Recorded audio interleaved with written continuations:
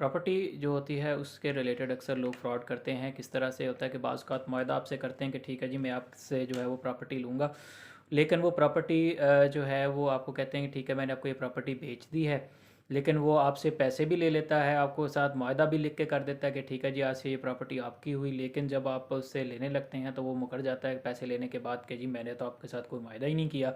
तो ये होता है कि जब कोई प्रॉपर्टी की ख़रीदो फ़रोख्त का मुआहदा करे और उसके बाद वो शख्स मुकर जाए, तो क्या फिर आपको कानून इस बात के कोई तहफ़्फ़ुज़ देता है? बिल्कुल आपको तहफ़्फ़ुज़ मिलता है। और आप वो कोई भी शख्स जो इस तरह से आपके साथ फ्रॉड करता है, आपसे पैसे ले लेता है और बाद में आपको ज़मीन नहीं देता या आपको मकान नहीं देता, तो उसमें आप जो है वो उससे आप मकान ले सकते हैं। आप उससे जो है वो प्रॉपर्टी अपनी जो है वो अपनी चूँकि ख़रीदी हुई होती है आपको वापस मिल जाती है।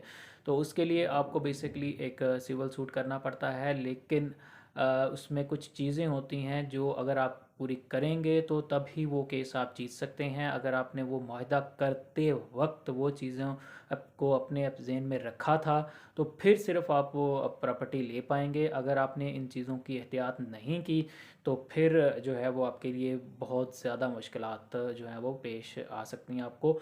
तो इसमें इसकी डिटेल में जाने से पहले मैं आपसे एक सिर्फ छोटी सी रिक्वेस्ट करूंगा कि अगर आप मेरे चैनल को प्लीज़ सब्सक्राइब ज़रूर किया करें और लाइक कीजिए, वीडियो पे कमेंट कीजिए। आपका कोई इशू है चाहे वो भी आप इस वीडियो के कमेंट्स के अंदर आप मेंशन करें, मैं आपको वहीं रिप्लाई करता हूँ। मेरे पिछले भी जो वीडियोस होती हैं आप देखते हैं, मैं इसमें जो है जितने लोग हैं मेरे साथ अपने इश्यूज़ डिस्कस करते हैं तो मैं नीचे उनको बताता हूँ उनके सोल्यूशन वगैरह। तो बजाय मुझे कॉल करने के या मैसेजेस करने के, उससे बेटर है कि आप मुझे यहाँ पर जो है वो कर दें, क्योंकि कॉल या मैसेजेस सिर्फ हम लोग अपने क्लाइंट्स तक महदूद रखते हैं माज़रत के साथ। लेकिन जिन लोगों को मशावरत की भी ज़रूरत होती है तो मैं नीचे अपने वीडियो के कमेंट में उनको उसके ऊपर उनके मसाइल के ऊपर उनको गाइडेंस ज़रूर देता हूँ। तो ये मेरी पिछली वीडियोज़ के ऊपर आप देख सकते हैं, ये चीज़ें मौजूद भी हैं। तो दूसरी बात अब ये कि वीडियो से मुतालिक अगर बात की जाए, देखें जो आपको क्या करना है जब आप किसी से प्रॉपर्टी का लेन देन करने लगते हैं तो आपने क्या करना होता है। देखें उसमें सबसे पहली चीज़ होती है कि जब आप किसी के साथ कांटेक्ट करते हैं ओबियसली आपको गवाह रखने चाहिए। ठीक है, गवाह वो रखें जो आपको पता हो कि ये बंदे मोतबर हैं, आपके इलाके के हैं, उसके पत्तीदार हों आपके, ख़ास तौर पर तो बहुत अच्छी बात है क्योंकि वही सबसे ज़्यादा ऑथेंटिक गवाह होते हैं। तो वो होने चाहिए। कोई भी चेयरमैन है, कोई भी काउंसलर है आपका, वो रखें आप उसमें, तो और भी अच्छी बात हो जाती है कि यानी कि ये वो होते हैं विटनेसेस जो बहुत ज़्यादा ऑथेंटिक होते हैं, जिनको कोर्ट सबसे ज़्यादा तकद्दुस देती है। तो ये एक चीज़ आपने जहन में रखनी है। देखें अब ये जो था केस कुछ ऐसा है कि ये भी हमारे पास एक केस था जिसमें देखें हुआ क्या था। इसमें बेसिकली ये हुआ था कि जो बंदा था उसने प्रॉपर्टी बेच दी। ठीक है, बाद में उसने उल्टा उसने केस कर दिया कि जनाब नहीं नहीं, ये जो बंदा जो मेरे पास एक शख्स आया उसने जो है वो मेरी प्रॉपर्टी ले ली है, वो कह रहा है कि मैंने इससे प्रॉपर्टी ख़रीदी है। तो इसने मुझसे नहीं ख़रीदी, इसने मेरे बेटे से ख़रीदी थी। तो जब ये मामला किए गए तो हमें पता चला कि वो बेसिकली बंदा खुद फ्रॉड था, उसने खुद सारी ट्रांजैक्शन की। अब हमने देखें उसमें क्या चीज़ें इम्पोर्टेंट जो थी वो पूरी करवाई। देखें उस ऐसे मामलात के अंदर कोर्ट क्या कहती है कि अदालत के अंदर आपको क्या चीज़ साबित करनी है। इसमें आपको ये बताना पड़ेगा कि जो कहता है कि मैं जो था क्या नाम है ख़रीदार की, अब सबसे ज़्यादा इसमें देखें ऑनर्स ऑफ प्रूफ, यानी ऐसा केस जब आता है तो साबित किसको करना है। देखें साबित इसमें ख़रीदार को करना है, क्योंकि ख़रीदार ने वो प्रॉपर्टी कहा है ना कि ये मेरी है और मैं जो था ये तो बंदा गलत बोल रहा है, झूठ बोल रहा है, तो अब आपने इसको झूठ को साबित भी तो करना है ना। तो ये आप पर बर्डन ऑफ प्रूफ आएगा कि जो बंदा ख़रीदार होगा, जिसने वो ज़मीन ख़रीदी होगी, जिसने कॉन्ट्रैक्ट किया था और कॉन्ट्रैक्ट में वो ख़रीदार था, तो वो कहेगा कि जनाब इस बंदे ने जो थी जब साइन अंगूठे किए इसने रजिस्ट्री पर, तो इसको वो माहिदा पढ़कर सुनाया गया था। उसके बाद सुनने के बाद इस बंदे ने इस पर अंगूठे जो थे वो लगाए थे, निशान लगाए थे, दस्तखत अपने किए थे। एक चीज़। दूसरी बात उसको ये बतानी पड़ेगी कि उसने जो बदल की रकम दी थी। देखें कॉन्सिडरेशन होती है ना, कोई भी कॉन्ट्रैक्ट है, कॉन्ट्रैक्ट में कॉन्सिडरेशन है। तो यानी कि आम लफ्ज़ों में या आम लोगों के लिए मैं बता दूं कि जिस तरह से जब आप ज़मीन बेचते हैं तो उसकी एवज़ आप कुछ लेते हैं ना, यानी कि आपने पैसे दिए हैं, ठीक है।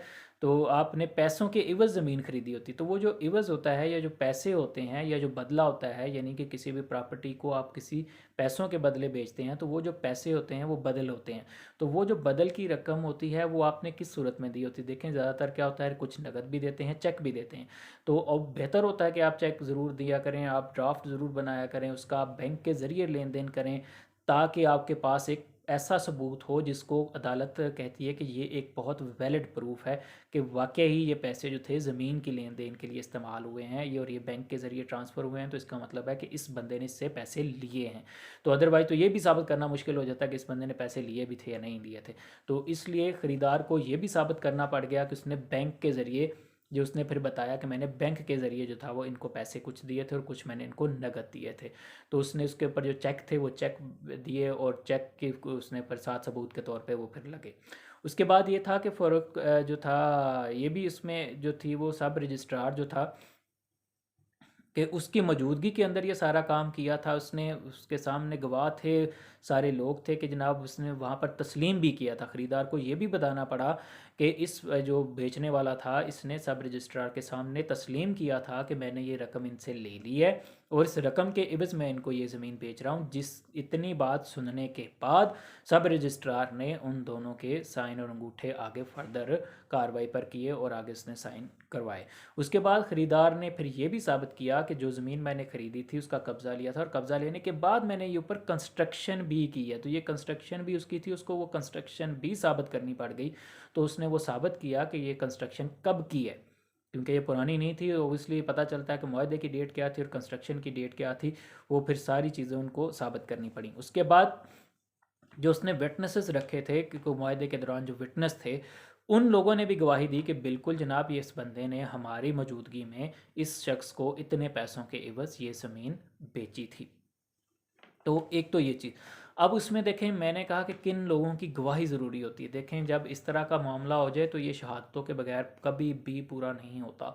तो इसमें आपको ओबियसली ख़रीदार ने तो अपनी शहादत देनी ही देनी थी, उसने साथ जो गवाह होते हैं उसकी भी शहादत देनी थी। अब वही गवाह होने चाहिए जो मुआहदे के अंदर शामिल थे, तो वो हो या उसके अलावा भी कुछ हो सकता है, ज़रूरी नहीं है। वैसे कॉन्ट्रैक्ट में 2 बंदे मेंशन होते हैं, तो हो सकता है 4 बंदों के मौजूदगी में वो कॉन्ट्रैक्ट हुआ, तो आप बाकी 2 के भी नाम ले सकते हैं कि जनाब ये लोग भी मौजूद थे। तो बेहतर होता है कि सबसे टॉप प्रायोरिटी होती है कि जो लोग कॉन्ट्रैक्ट के अंदर मेंशन है वो गवाही दें, तो उससे बेटर कोई गवाही नहीं होती। तो ऐसे केस में खैर जो थे उन लोगों को उन लोगों ने आके गवाही दी थी कि ये बिल्कुल इस खरीदार ने इसको ये प्रॉपर्टी इस पैसों से जो है वो एवज़ इससे ली है। तो एक तो ये कि गवाहों की शहादत जो कॉन्ट्रैक्ट के ऊपर, जिसने रजिस्ट्री के ऊपर, जो आपके मुआहदे के अंदर जो आपने स्टाम्प पेपर के अंदर गवाह लिखे थे वो गवाह, ठीक है जी, उनकी गवाही कि वो भी आकर बताएं कि वाकई ये लेन देन हुआ था या नहीं हुआ था। नंबर 2, फिर जो सब रजिस्ट्रार होता है, देखें रेवेन्यू ऑफिशियल्स जो होते हैं अगर वो गवाही नहीं देते तो ये केस बहुत बहुत मुश्किल हो जाता है कि ये आपका कॉन्ट्रैक्ट वैलिड समझा जाएगा या फिर वो आगे फर्दर इंतकालात के मामले दुरुस्त माने जाएँ। तो इसलिए सब रजिस्ट्रार अगर उसने किया है तो वो गवाही दे देगा, उसमें आपको परेशान होने की ज़रूरत नहीं, क्योंकि उसको पता है कि ये प्रॉपर्टी उसने आपसे और आपके शादियों की मौजूदगी में ये सारी की सारी सेल की थी। तो इसमें आके सब रजिस्ट्रार ने गवाही भी दी और उसने कहा कि बिल्कुल जनाब इस शख्स को इतने पैसों के इवज़ मेरी मौजूदगी में इसने तस्लीम किया था कि इसने ये रकम ली है और रकम लेने के बाद ही वो प्रॉपर्टी उसको दी गई। तो ये एक तो ये चीज़ है, ठीक है। और उसने उसने बताया कि जनाब इस शख्स ने उस रकम की वसूली भी की है। तो उसने इस यानी कि सब रजिस्ट्रार के सामने बेचने वाले ने कहा था ठीक है जी मैंने रसीद ले ली है, पैसों की रसीद मेरे पास है, यानी मैंने पैसे वसूल कर लिए हैं। अब उसके बाद फिर यानी उसने कहा कि सब रजिस्ट्रार ने फर्दर अपनी गवाही में ये कहा कि जी बिल्कुल अब इन्होंने तस्लीम कर लिया कि इसने बेची और उसने भी तस्लीम कर लिया कि इसने ख़रीदी है, तो तब मैंने इन दोनों के साइन और अंगूठे फर्दर लिए थे। तो एक ये सब रजिस्ट्रार की सबसे वैलिड गवाही होती है। तो उसके बाद आ जाते हैं कि फिर बैंक मैनेजर को गवाही देनी पड़ी कि जहाँ पर ये चेक था और ट्रांसफ़र हुआ, तो उस बैंक मैनेजर ने अदालत में आकर बताया कि ये बंदा जो था, इस बंदे ने पैसे जमा करवाए थे, इस बंदे का चेक था और ये जो लेने वाला था यानी कि जो बेसिकली जिसने प्रॉपर्टी बेची थी वो खुद तो नहीं आया था, लेकिन उसने अपने बेटे के ज़रिए ये रकम वसूल की थी। तो यानी कि वो जो फ्रॉड जिसको उसने बनाने की कोशिश की थी वो बेसिकली पकड़ा गया, कि यानी कि बेटे ने पैसे लिए थे लेकिन लिए बाप के थे पैसे। ठीक है। तो ये बैंक मैनेजर ने आके कोर्ट के अंदर जब कहा तो ये फर्दर मामला क्लियरिटी की तरफ चला गया।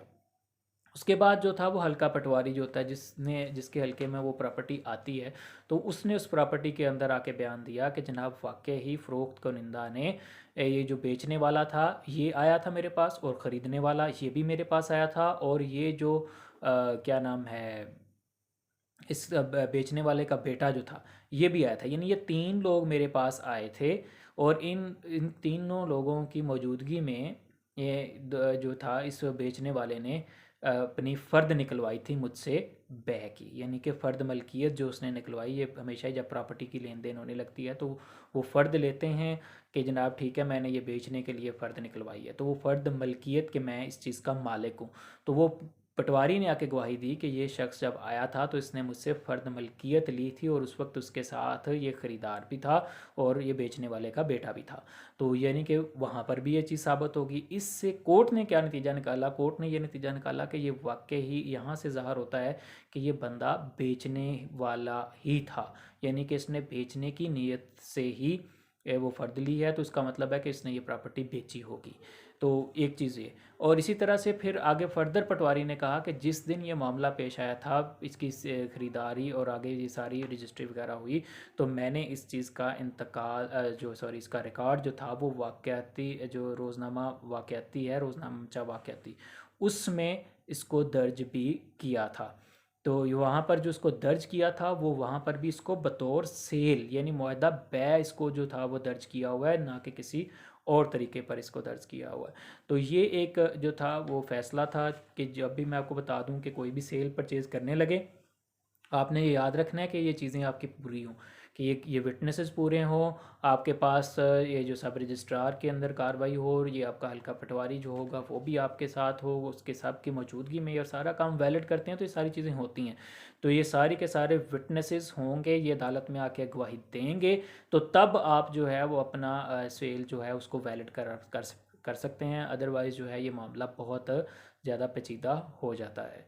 तो आई होप कि मुझे आप जो है वो आपको मेरी वीडियो जो है अच्छी लगी होगी, तो इसको प्लीज़ चैनल को ज़रूर सब्सक्राइब करें, और वीडियो को लाइक करें, कमेंट कीजिएगा और शेयर भी करें। Thank you.